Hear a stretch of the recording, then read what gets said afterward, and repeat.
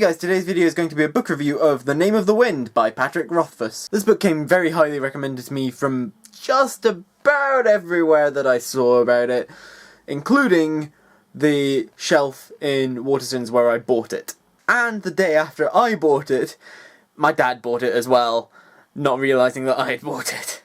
The Name of the Wind is the story of Croth, a storybook hero. More accurately, it's the true story of Croth, told blemishes and all from his own mouth. Croth's story follows him travelling around in his childhood, ending up growing up as a beggar in the shittiest city in the world, and then travelling to the university and learning sympathy, a type of magic. All the while he starts to cultivate his own story around himself, making him more than just a man, making him a legend.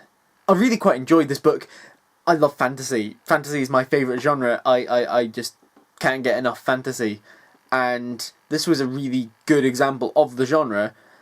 And it was a very interesting one as well, because it did have some bits that didn't quite fit with the typical sort of fantasy that you'd normally see. One thing that was kind of cool was seeing how each of the different bits of the legend of Croth that you sort of hear him say about at the beginning of the book, you sort of speculate what they're going to be like, and then finding out what they're actually like how he burned down the town of Trebon, how he got expelled from the university, all this sort of stuff. Just speculating about that was really, really interesting, and then finding out in the end, also pretty damn cool. However, that's also a weakness of this book, as, well, you kinda get spoiled from the beginning of the book, because you know this is a load of plot points that are going to happen. There were also a lot of interesting points about stories and belief, such as that we become what we believe we are, or we are believed to be. One weakness that I found was that Croth did feel like a little bit too perfect of a character.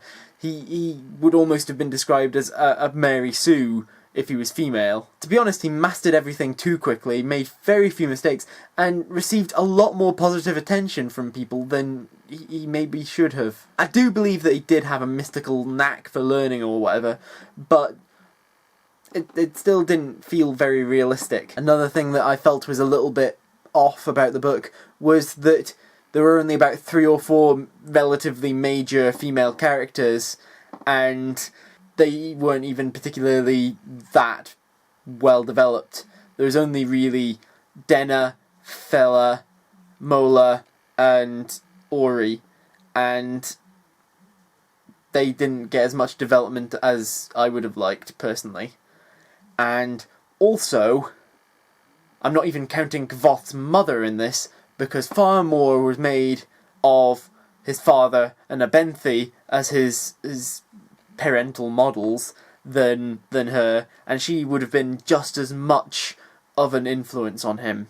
So I felt that was a bit unfair. However, I do hope that Patrick Rothfuss does put in much more in the sequels. The second one is on my list, and I have a suspicion that the third one will be as soon as I have read the second one as well, to be honest. I may have seemed to have been griping quite a bit about this book, but to be honest, I really liked it, and I gave it 4 stars on Goodreads. It's just there is some problems with it that I would have preferred to not have. Comment question is, what did you think of this book, and are the sequels any good? Because I am interested to see what actually happens in them. I hope that you enjoyed this video, and that you remember to like and share it and subscribe to my channel. Click on the thumbnails above to see other videos by me, including the update I made on my 2015 commitments for July, and the unboxing of the June loot crate that I did. Bye!